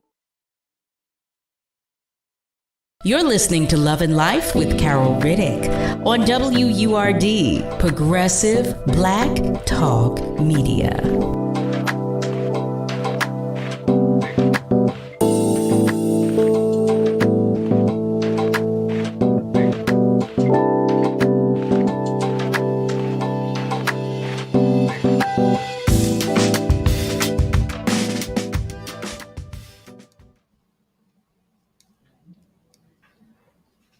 Well, family, hello there. We are back. You are tuned in to Love and Life on WURD, Progressive Black Talk Media. Excuse me. I don't know what is happening with me tonight, but we're going to work all that out. I tell you that. I assure you. I assure you. I'm going to take a moment to go to our socials and check in with some of our family members. Nicole Streets writes, "Hey, beautiful ladies." Well, hello, beautiful to you too. Thank you for joining us. Henry Purifoy. Hi there, Henry. He writes, "Just don't put everyone in the same box." Well, now that's a good statement. Yeah, it's a good statement. Yeah, I don't. It definitely depends on how you treat me, how I respond to you. But I am quick to block. I will tell you that. Miss Phyllis writes, "Put a band-aid on it and keep moving." I know that's right. Pastor Daniel Black writes, "Pastor Black is watching, and we are always, always happy to have you, Pastor." Alicia Martin shares, "Rip the bandage off. Their loss. Move on." Hello, ding ding. Miss Phyllis shares, "Good evening, Carol, Word family, Kayla J, and everyone. Enjoy your evening." Nico says, "I know that's right. I will ignore a person so hard they may even question their own existence. Once I cut you off, I am done." Nico, hello. That's me. I am. You know, I'll share this. Yeah, because I tell y'all, Lord heavens to Mercury, y'all know I tell you my business. But in any event, so I was getting to know a gentleman. I thought everything was going well. It was going really nicely, And then he started, acting a little funny. He wasn't as interested. I was like, okay. Well, I mean, there's no problem with that because it's all right. But communicate with me. Don't just start. Don't start doing things. And it was like around the holidays or something. And I said, hey, now he would call me every day at one point. Here it was, the holiday came and I called and didn't get him. It's like, okay, well, he's busy, whatever. So he called me the following day. This man had not gone one day without talking to me. Following day. He said, "Oh, I was busy." Okay. Well, I'm going to help you because you don't ever have to be busy as it pertains to me. You don't ever. So I helped him to not be busy. Okay. Not as it pertains to me. You don't ever have to be busy. So there you go. Y'all hear me sharing. Y'all hear me sharing. Tim writes, "Like I said, it's cancer season. We are the kings of turn off when necessary." Let me tell you how I don't doubt that. I don't doubt it at all. So, Dr. Z, I'm curious to know, is it possible, as we're talking about unrequited love, is there a comparison to grief in any way? Mm-hmm. Because unrequited love is this idea of yearning for something you can't change, right? And when we talk about grief, in many cases, we're talking about the loss of and grief is not just about the loss of a person, but in many cases, if I use that as an example, someone dies, we lose a loved one. We can't change it. We want to change it. We go through the phases of, if I can just change it, I can just get them back. If I can just, have this person still in existence with me. Unrequited love is similar because it's the idea of, I just want this person to love me, to change, to do the things that I would like for them to do so that we can feel connected within this relationship. So it's ultimately similar because both of them have to do with yearning for something you cannot change, yearning for something that has happened in your life, that has had an impact in your life, and unfortunately in a negative way, but you can't change that thing. And that ultimately produces grief. Lord. Yeah, I was thinking about it because I was curious to know, as you were explaining about grief, can the feelings be similar to like losing like a loved one when well, I guess in a familial sense. Yep. It's exactly that. It's and grief is really about yearning or for something you can't no longer have. There's something that has changed in your life. But then as I was sharing, if you take it one step further and we talk about grief as it relates to the loss of life of someone close to you, you want that person back. You want that life to still be a part of you. It's the same thing with love. I don't want to lose you. I want us to be connected. I want you to feel the love that I'm giving you. And I want you to give me back that same love in return. But in most cases, you can't change that person. You can't change that situation. So now grief becomes activated in your life and you start to feel overwhelmed. You start to feel anxious. You start to feel like low self-esteem because you're just struggling to really figure out, why does this person not love me the way that I love them? So how do we navigate when, say that, okay, so the person is, scenario, hypothetically speaking, well, I'll go back to the scenario that I just said, but I'll add to it. Say that I did not walk away. Say that this gentleman is now displaying that he doesn't have as much of an interest. Why do we stay? Why do we continue? For those of us that do, why? I'm not that individual. Let me be clear. But for we know that you will cut them off very quickly. We know. They have no chance.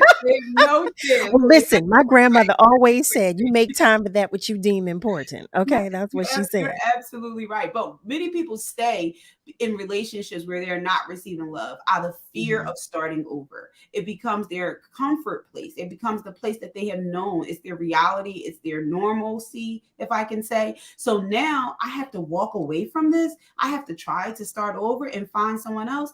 What ends up happening is people start telling us, well, it's not that bad, or it'll get better, or I'll keep doing more of this so that this person will change.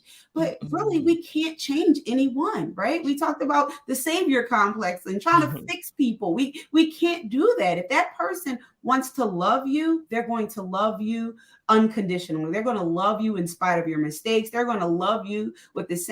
They're going to match your love, if not even give you more of it. So people stay because they fear walking away. They fear maybe that I have to start over. I'm not sure if I'm going to find anyone. And so in turn, we stay in that relationship because it's comfortable. Oh, but is that comfort? I mean, I guess, as I'm processing this, as you're saying it, I'm thinking that just sounds horrible. It sounds like a miserable existence. You're pining for someone and you're just accepting what they give, which is not healthy. No, that's not healthy at all. Oh my goodness. Well, why do we, what is it about us that we don't like to be by ourselves? What is that? Let me say those that do. Because as humans, we are created for connection. We are created to have relationship with other people, no matter what that relationship looks like. So in turn, if I don't feel like I have relationship, no matter what the relationship is, I start to feel alone. I start to feel not worthy. So, and then the love that you get from a person you're dating is different than the love that you get from a family member. Everyone, I shouldn't say everyone, most people yearn for that type of love. So in turn, I'm not going to walk away from this because maybe they don't love me back with the same amount of love and the same intensity of love that I give, but they do all the other things. So I'm going to stay. But really, they know deep down inside there is something missing in that relationship, but they do not want to start over. Yeah, that's what I'm talking about. Like I don't understand. I mean, don't misunderstand me. I would love to have a significant other, but I will not accept less. I don't want to do that. So I know. Listen, y'all, family. Now y'all know. I know. I'm asking right now. I'm talking about me, but I am inviting you to join the conversation if you have a question or comment or something like that. But right now, since just for the purposes of establishing a point of view, a point of information, I'm sharing. So I just wanted to be clear about that because this is not a therapy session. So I just want to be clear. I just want to be clear. But Carol, it's funny. One thing that you're saying is also that you, based off of the information that you shared and you just provided, that tells me that you love yourself. You love yourself to know that I have a standard and I am going into this relationship, into this situation, expecting a certain level. Now, granted, expectations sometimes set us up for failure, but we should have standards. We should know, what is it that I need out of a relationship that's going to make me feel whole, that's going to make me feel good, that's going to make me feel accepted, and what is it that I'm not going to accept? And a lot of times people don't know what they're not going to accept. And so they are in the situation and they're like, oh, I don't really like this. Well, I think when we learn ourselves, we learn what we are not willing to accept. Yeah, and I know the one thing about me, I know that I love hard. I love hard. So it's easy for me because I'm trying to accommodate. I'm always trying to accommodate. Listen, you can be good. I'm going to make sure he is good, but that can also be to my detriment. So I have to be mindful and careful of that, which is why I'm single. You're not alone. You're not alone, Carol. That's why. Family, I'm going to take a moment to go to our socials because I feel like I'm just sharing a little too much here. So some of our family members are commenting and joining the conversation. Miss Julie, hi there, Miss Julie. She writes, I have often said to my girls, my niece and daughter, that is, under the guidance of my husband, I love whom you love. You love who you love. When you're ready to depart, to the best of your ability, you depart as friends. Yeah, I'm in agreement with that. I'm in agreement. We can split amicably. Yes, I'd prefer that, quite honestly. Miss Phyllis shares that some people stay in the relationship because they've been down that road before and they've lost someone. So they hang on and they don't want to fail again. Yeah. Peter, hi there, Peter. It's been a very long time. Peter Gisterlink is joining us, and he writes that it's great to see you all here. Joey Dixon, brother Joey, he writes peace. It's so good to have everybody here joining the conversation. Miss Phyllis, Dr. Z, could you speak toward that a little? That was really, really good. Yeah. Yes, I think someone commented on here. Remember who it was? Henry said, don't put everyone in the same box. I think it's two parts to this. I think a lot of times when we've experienced hurt in the past, we have a tendency to do two things. The first thing is that we may go into the next relationship operating under the same mindset that we had in that past relationship. This person didn't love me the way that I wanted to be loved, so I'm not going to love this next person with the same level that I loved the last one because I don't want to be hurt again, right? Or I go into it with, I messed up before because I didn't do the things that needed to be done. So now I overcompensate in the next relationship with hopes that I don't be hurt again from the last relationship. So that's why it's so important when we talk about love and relationships to know, I say, know thyself. What am I bringing into this relationship? What are my past experiences that I carry with me that can influence me both positively and negatively? And then when I enter into this relationship, in the beginning, I had these conversations so that we can talk about it, so that now he, she, or they know what it is that we are struggling with, maybe from our past. What are some of our triggers? What are some of our things that we've had that may have been traumatizing, so that we can talk it out and we can have a safe place in our relationship to handle those things if it does come up. Reese Blue shares, I think the fallacy is that America believes in the concept of a Walt Disney fantasy. That's it. That's a good point. I believe there are a lot of people that do believe in fantasy type love. Yeah. Miss Phyllis shares, Dr. Z, you are 100% right. 100% right. So here we are. What do we say to our family member who is, when you're on the outside looking in and you have a family member and you see that the family member is in this, they're in this relationship, for lack of a better way of describing it, or they're experiencing unrequited love. Like, as a person on the outside looking in, is it safe to pull the person's coattail, or should we leave them be to kind of go through it on their own, or what do we do? How do we handle that? So I think it's first important to help them understand what that type of love looks like, because some people don't even realize that's the type of love that they're experiencing. And maybe they realize it because that's their norm. Maybe that, as I shared before, maybe that's the pattern of relationship behavior that they're used to experiencing. So I think the first step, if I was to share with a friend or talk to someone, I would say, well, let's talk about what's happening. And I would ask them, are you giving and not receiving back? Are you always finding ways to spend time around them, but they lose efforts in wanting to spend time with you? I would ask them, do they get jealous if you spend time with others, or do they not get jealous if you spend time with others? I would ask them to really look at what's happening in their relationship that may be one-sided, and have to really measure it, right? Because if it's only one-sided love going out and nothing coming back in, and they don't have a measurement, and maybe I'm operating off of my own, I'm just emotional today. But maybe if it's ongoing and it's several things that's happening, maybe we need to really look at it. We need to measure it. We need to have those hard conversations with our partner, and we need to find ways to either move on or try to make it work. And I think someone just commented, Timothy said, if they're willing to do the work. Yeah, he writes fantasy with no work. And Sherry, my cousin Sherry, she writes, individuals don't take the time to date and really get to know each other anymore. Family, it's that time. We're going to take just a short break, but stay with us, okay? Because we are talking about unrequited love. We will be right back, though, because we're going to continue the conversation. Stay right there. Hey, did you feel that? Feel what? Feels like a wave just hit me. I think something's happening at WURD Radio.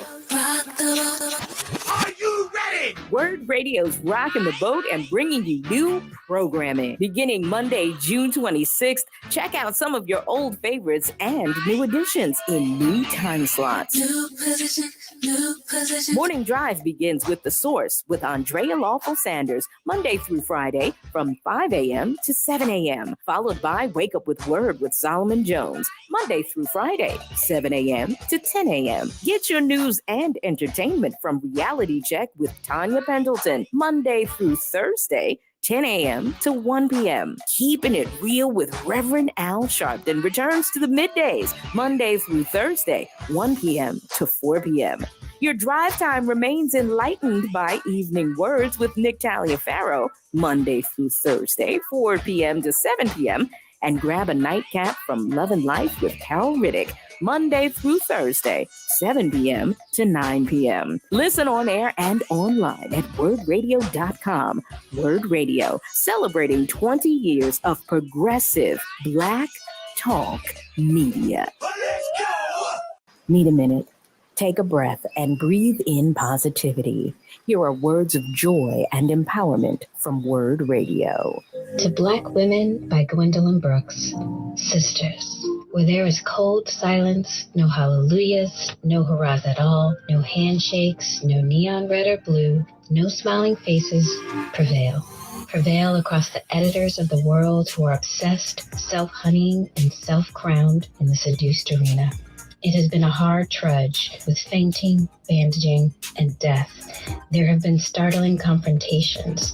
There have been tramplings of monarchs and of other men. But there remain large countries in your eyes, shrewd sun, a civil balance, the listening secrets, and you create and train your flowers still. I'm Delilah Wilson Scott. This joy and empowerment vignette was brought to you by Comcast. This is your celebration. Hi, this is Sandra Ali. I have been a senior account executive for WURD for the past 20 years. Without WURD, we would not have a trusted voice for the Black community. Happy 20th anniversary. I love you, WURD.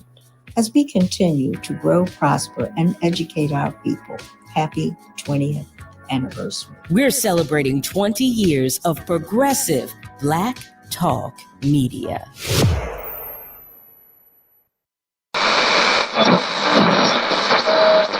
Let me tell you something, and don't you ever forget it. Success is nothing without someone you love to share it with. You're listening to Love and Life with Carol Riddick on WURD, Progressive Black Talk Media.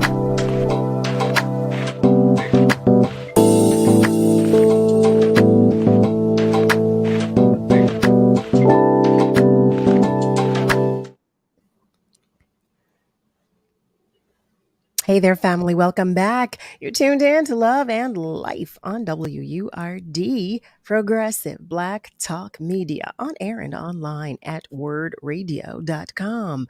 So, continuing on our socials, Melissa Gamble shares, great show, plenty of good stuff to eat here. Thank you, Melissa. We love the love. And Nico has a question. Nico asks, Dr. Z, are the stages of grief the same or similar to unrequited love and loss? Yeah, absolutely. They are identically to for the most part the same. You still go through those phases of denial, anger, bargaining, accepting, and depression.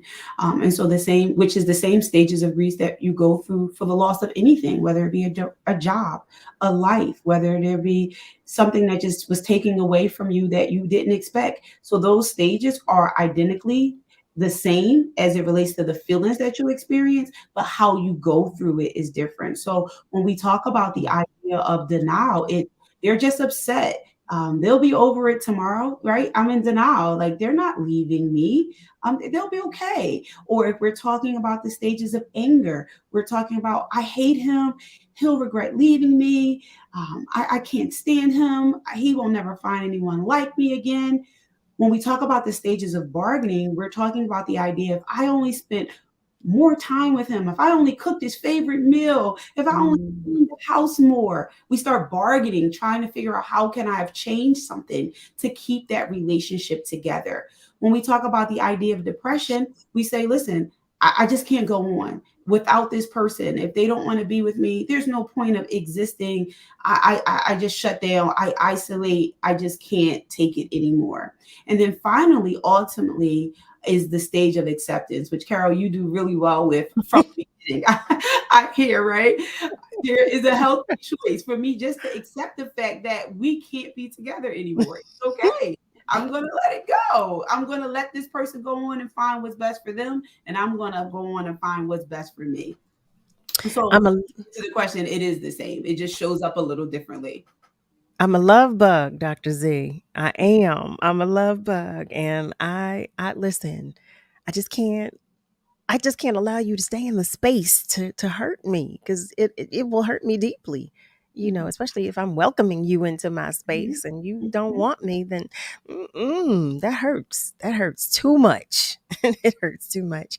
My Lord. So in what ways does it affect unrequited love affect a person's lifestyle? So ultimately, if we go back to just talking about those cortisol levels in the brain and those stress responses, I'm now constantly stressed out. I'm constantly trying to figure out in my mind why the person that I love doesn't love me back. So then my thoughts dictate my emotions, and then my emotions ultimately dictate my behavior. And so now I am not operating in my fullest potential. I am not doing all of the things that I'm typically capable of doing, because in my mind, I am really stressed out trying to figure out why my partner isn't giving me back the love that I need. See that. So Deneen, hi there. Deneen Young is joining us. She writes, "Hey family, I'm taking a moment to go back to our socials for our family members who are listening, just so you don't think I'm bat crap crazy and just going off on my own." Tammy Riley, hey Tammy. She writes, "What we talking about, sisters? What we talking about?" Well, we are talking about unrequited love. That's what we're talking about. Reese Blue shares that I truly believe relationship and love are 50-50. I'm sorry. Here I go. I truly believe relationship and love 50-50 is no such thing. The equation has to be worked out to one tolerance. Oh, so you're saying you should, okay. That's interesting. Reese, you should have called because we need to dig into that. We need Deneen shares, that's where the belly fat starts to increase. Good stuff. Stress is the number one killer. Yes, it is, Denise. Oh my Lord, that is so true. Reese writes, work is the operating word. It is there, but you know what? I mean, nothing good comes easy. My mother would say that. I promise you, she would say that every day. Nothing good comes easy, and a relationship is no different. You know, putting work in is necessary. Miss Phyllis writes, suppose you have moved on, found someone else, and all of a sudden that person pops up in your life asking for forgiveness. How should you handle that? Carol, you hit it. You said, you're not coming back here. And Carol was like, well, first you got to get in touch with me because I told you I cut off all you social media, phone. You can't send a smoke signal, okay? That's funny, but that's a great question, Miss Phyllis, because ultimately, I would want to know what work have they done on themselves? What have you changed within yourself since we have broken up, or since we went our separate ways? You know, what was it that caused you not to give the love that I needed before I jump back into that next relationship? Because that does happen. People walk away and they come back, but they never change. So if I was going back into that, I would want to know where's the change? What can I expect differently in this relationship that I didn't receive in the last one? And I feel like that has to be an ongoing conversation. And as someone mentioned earlier, people don't take time to really get to know the other person, because a lot of times the red flags, or yellow flags, if I can say, are there when we first meet the person, but we're so excited about the fantasy of them and maybe what they bring or how they look that we fail to look at what those red flags are. Why are you telling my business? I'm sorry. I was there one time. Well, it wasn't looks or anything like that. It was just the feeling, the overall feeling that I had, with that individual, that person. And I sure did ignore the red flags. Shut up. Wrote a song about it. It's called Stop, Go Back. I sure did. Stop, turn around, and go back. When you see the red flags, don't go back. Don't. Now, I will say, I do believe we give people the benefit of the doubt. Maybe in that season, it wasn't okay. Maybe they went to counseling, right? Maybe they've discovered their own traumas, their own brokenness. And so now they've done the work and they're coming back. They are now your Prince Charming here. Goodbye. You're not hearing it. We can't come back here. No, we can't come back here. No, we can't neither. No, we can't. Okay, good. When I say goodbye, goodbye is goodbye. Okay, or bye-bye. Well, however you want to hear it, that's what it is. Family, oh my goodness, I'm looking at the time. You know what time it is. Family, to God be all the glory. As we wrap up tonight's episode, I extend my utmost gratitude to you as you continue to support love and life. Thank you to all of our callers and to those who contributed to the conversation on our socials as well. Y'all brought all the smoke. Y'all were like, I know that's right, because he can't come back here. Special thanks to our guests, to Troy Mullen Jr. and to Dr. Z, because that's what we do on Thursdays. We dig in with Dr. Z. Dr. Zenida Driver, that is, for sharing their time, energy, attention, knowledge with us and your space. Just thank you so very much. Additional special thanks to the entire WURD family, especially Miss Kayla J, Nicholas, Niall Jax, and everybody else for all that you do. Family, I'm going to say it. We are all in this together. So be good to you, but also be good to those around you. Don't forget the street renaming for Kevin Parker is tomorrow at 13th and South at 11 a.m. I want to remind you, for those who were interested in going, have a great night, family. I love you. Be sure to join me Monday through Thursday, 7 till 9 p.m. Eastern Time for another edition of Love and Life on WURD, Progressive Black Talk Media. Have a good weekend, y'all. WURD family, it's that time again. Our special early bird membership drive. Hi, I'm Sarah Lomax, WURD president and CEO. We need your support now more than